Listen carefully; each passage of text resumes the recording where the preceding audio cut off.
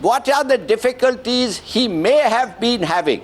And these are as follows. You tell me if it's right or wrong. Sir, don't build up some silly excuse.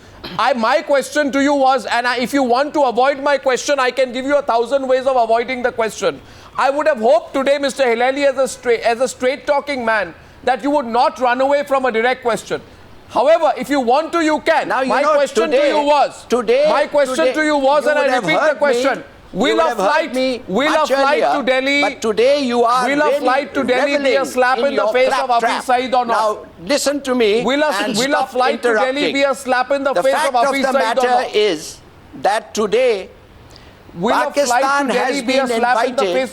Pakistan has been invited. Is he still talking? I mean, how can you hear if you continue to talk? You ask me a question, and then you continue to talk, and then you tell me I'm not answering the question. You haven't even heard the question or running away from it. So stop talking to yourself. Answer the question. Stop falling in love with your own voice. Answer the question. Listen to what you've called. You've answer the question. Will a flight to Delhi be a slap in the face of Hafiz Saeed or not? Then don't call me. Will a flight to Delhi be a slap in the face of Hafiz Saeed or not? Is a man, sadly, who most Muslims in India and Muslims in Pakistan see, there you are caught in your time warp. Because you are caught in your time warp. You run away from the question. I think I'm going to go to Sushant Sareen at this point of time. Because I'm not going to allow this, Mr. No, I'm not going to allow this. See, you have to understand this. You have to understand this, Mr. Hilaly, that if you want to run away from the question, I told you I can give you many ways of running away from the question. You want to interrupt I am telling you, Mr. Sushant. I think I'm not going to allow this. Sushant Sareen is coming.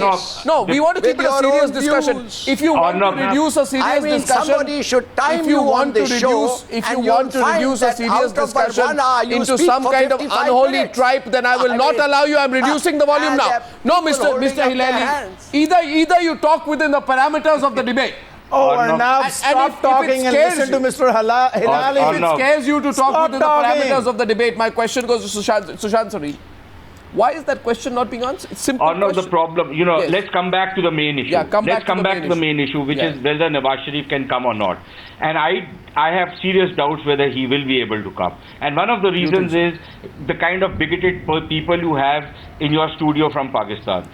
These kind of bigots are the people who are going to stop Mr. Nawaz Sharif from coming. They are the kind of guys who are going to build that pressure up for him. Now, his problem is going to be his army. Look, his army has boxed him into a corner. The poor guy is supposed to be the Prime Minister of Pakistan. He cannot rescue a television channel from the strong arm tactics of the ISI and the army. How can he come and make peace with India? For God's sake, spare a thought for the poor chap, yeah? So that his predicament with, for example, the Geo television should be enough of an indication of how powerless the poor guy is. How do you expect him to come out here? And as for people like Hilaly and others who are an endangered species in Pakistan because of the sect they belong to, for him to talk about in disparaging terms about Mr. Modi, I think is being rather rich on his part. Because if you look at what is happening, for example, to the Hindus in Pakistan, the way these guys pick up Hindu girls and rape them and then put them in the flesh market and forcibly convert them. Now, this guy is trying to test us that we are an intolerant people. What have they done with the Christian communities, whether it be in Lahore, whether it be in Shantinagar, and whether it be in Fata, and a whole lot of other places. So, for these characters to, give us lectures on tolerance, I think that's rather rich and rather disingenuous of these characters. Well said, and I think this, I am keeping that in fact, I'll go a step forward. No, I'm coming to Maroof, just a minute.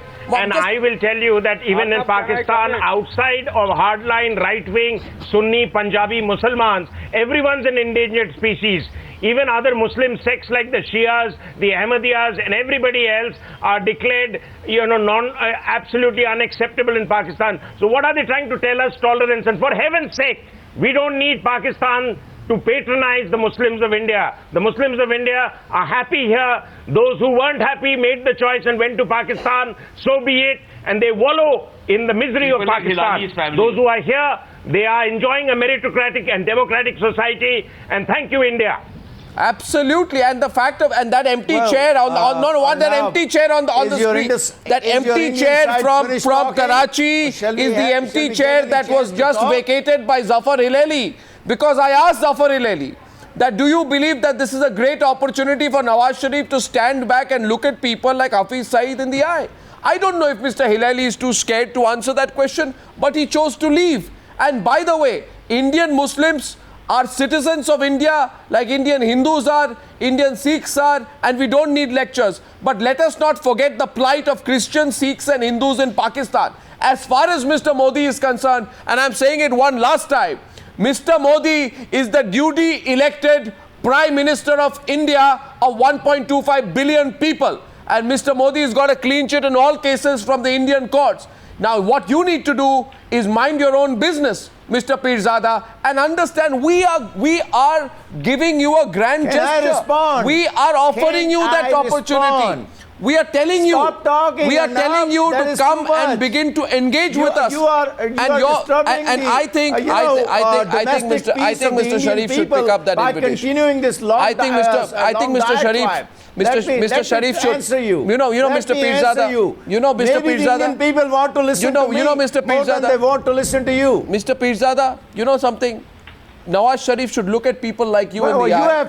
You have told me so many things. I don't know which thing to know and which not. I'll just tell you one thing. Mr. Nawaz Sharif should look at people like you in the eye and tell you, Mr. Peerzada, regardless of what people like you think, I'm taking the flight to New Delhi on Monday. Well, we here at times now believe that this is a chance. Sushant Sareen, I'm coming back to you. This is a chance for Nawaz Sharif to walk the talk. Because ever since his appointment as the Prime Minister following his win in May, he's been saying, I want friendly relations with India, right? We believe this is the chance for him to actually walk the talk and move in the direction he has been advocating all through. But will he do it? Sushant Sareen, let's take a quick round. Look, I think it's going to be difficult for him. Perhaps if this invitation had gone a couple of months back, he might still have accepted it. Right now, I think this has put him in. I think he must be wishing that this invitation never came his way. Yeah. Because if he does, he is damned, and if he doesn't, he is damned. And that is going to be his problem. The point is that the army has become very assertive. The army has been making statements on foreign policy, on defense policy, on security policy, and they have been actually pushing these guys into a corner. They've boxed them in.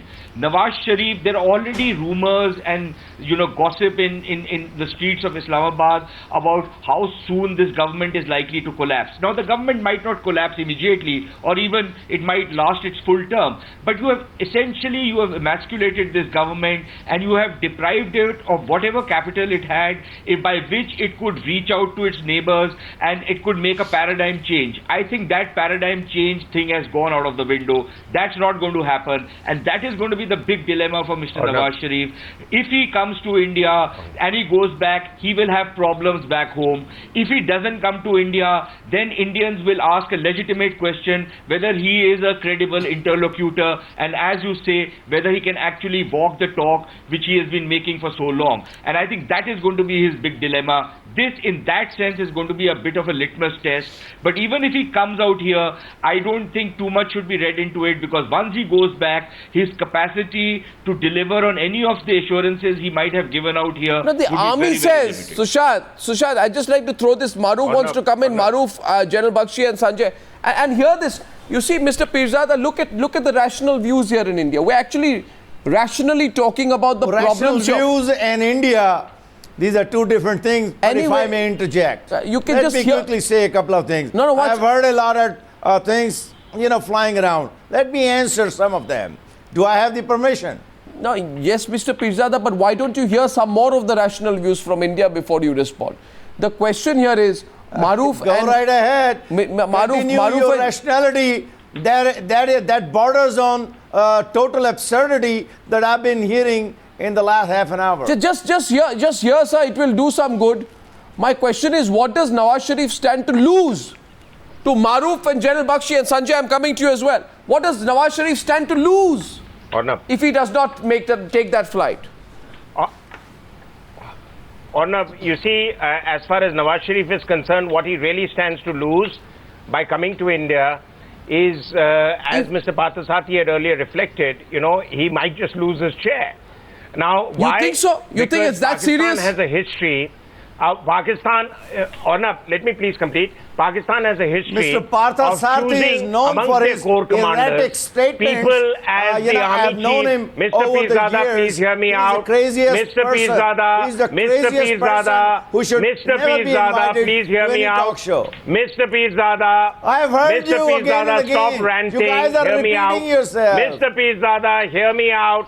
Mr. Peerzada, you have to hear me out. What I'm trying to say is that the dilemma that Mr. Sharif faces is that he is now confronted with an army chief who he chose over others, as he did in the case of Musharraf, as Bhutto did in the case of Zia, and earlier prime ministers did in the case of General Ayub Khan. All of them were seen to be acceptable to be chief, but suddenly they became larger than life, and they've threatened the very men who chose them over others. So I think Sharif has that problem. The second problem is Mr. Sharif has not been seen to deliver on a whole lot of economic promises that he made. The third problem is that Mr. Sharif is now being finger pointed at by a lot of Pakistanis that his regime is no cleaner or no more corrupt than other past regimes that have been there. And therefore, under those circumstances, I don't think Mr. Sharif is going to be able to walk the talk with India, despite the fact that this is a ceremonial occasion. If he comes, it will be good for his global image. If he doesn't come, then the world will know that the man's on the back foot. If he doesn't come, it's his absence which will be commented on. D Bakshi and Sanjay Jha. If he doesn't come, in my view, it is his absence which will be commented on the most.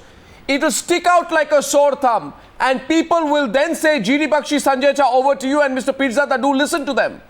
People across the country will say that Pakistan really does not have the maturity for its political leadership to take decisions on its own. D Bakshi and then Sanjay Jha. You know, Arnab, I would like to highlight that it will just show the tragedy of SAARC. Since its formulation, since its inception, the sole problem child has been Pakistan. It has not been able to live in peace with any of its immediate neighbors, neither India, nor Afghanistan, nor Iran. It is the spoiler. It is the one that has been getting the extra regional powers. As far as, apropos the issue of Mr. Nawaz Sharif coming or not coming, Sushant has been very kind to me. I'm very sorry to state he is just a democratic facade. Behind him, the deep state in Pakistan controls all the shots. His discomfiture lies in the fact that his pitiable plight is now being seen by the whole world. And Mr. I would also like to state... Arnab, I just want to make I would also like to tell Mr. Sorry, just a minute, just 1 second, half a second. I would also like to tell Mr. Peerzada, he said we have a problem with Hafiz Saeed. Yes, we have. I never said yes, that. Yes, we do. I never said that. You guys have a problem. This man is responsible. You guys have a problem with him. This man is responsible. Hear me out. This man is responsible you guys for are the cold-blooded murder. Your tragedy is cold-blooded murder of innocent women, children and old men. He is not a power. All right. He is an Pakistan. international criminal with a price on his head. Sir, you know, he is responsible for Mumbai. Sir, and I'll tell you one more thing. Mr. Peerzada, can I just tell you something, Mr. Peerzada? Just listen to me, Mr. Peerzada. Just listen to me. I'll tell you one more thing. Mr. Peerzada, just like the Americans got Osama. You have been telling me so many things. No, I'll tell you a few more things. It'll do you, just 3 things I'll tell you, not much. Like the Americans got Osama, we'll get Dawood. And we'll get, what's his name, that coward who you've put as a paid mercenary, Hafiz Saeed. We'll get both of them. And the third point is, Mr. Peerzada, just note today, what is a mature democracy? A mature democracy, a mature country is one in which today... I tell you that? No, I'll tell you what is the maturity of our country's democracy. You know, you have Sanjay Jha today, who's a well-known Congress spokesperson. When you make sweeping comments... No, 1 second. When you make those sweeping comments attempting to denigrate our Prime Minister, the strongest response comes from Sanjay Jha, and that really is because we respect the office of our Prime Minister. That office means something to us. It is not a puppet regime like you have in Pakistan. Sanjay Jha wanted to say something to you. Sanjay Jha. It's not a puppet regime. Oh, you spoke Arnab, for I just want to tell my Pakistani counterpart. I want to tell my Pakistani counterpart today. Now, just Mr. Peerzada, just give me a minute. I want to let you know that, if you look at the death statistics in terror attacks, India ranks the second highest in the world after Iraq. And we all know that the perpetrators of that human tragedy in India are really from across the border. We all know that. Mr. Peerzada, just give me a minute. Despite 2611, despite 2611, and I can tell you that my own former Prime Minister, rather, current Prime Minister, Dr. Manmohan Singh, when he went to Sharm el-Sheikh, he continued the dialogue despite 2611.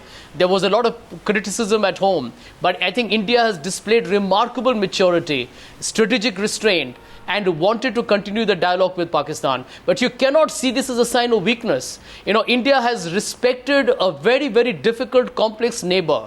You may have your internal problems, but they are your own. We can't be rationalizing that for the kind of cross-border attacks that have happened in India. So it's about time Pakistan recognized that, whether it is a Congress-led government or a BJP-led government, there is going to be an attempt on our part to ensure a peaceful geopolitical environment. But, you need two hands to clap, Mr. Peerzada. And you can't be defending Pakistan behind your empty rhetoric anymore. The non-state actors are dangerous, not just for the entire region, is harming you. So, it's time for Pakistan to do some serious introspection and come up with your own conclusions. This is probably the last chance for your democracy to redeem itself, for your Prime Minister to say, I'm not scared of these hardline forces. To live in fear, Mr. Peerzada. To live in fear. If Nawaz Sharif lives in fear of losing his job, it will be a great tragedy. Not just for him, but for your entire country and your failed democracy. Mr. Peerzada, we hope he'll take that flight. Thank you very much for joining me on that debate on the News Hour tonight.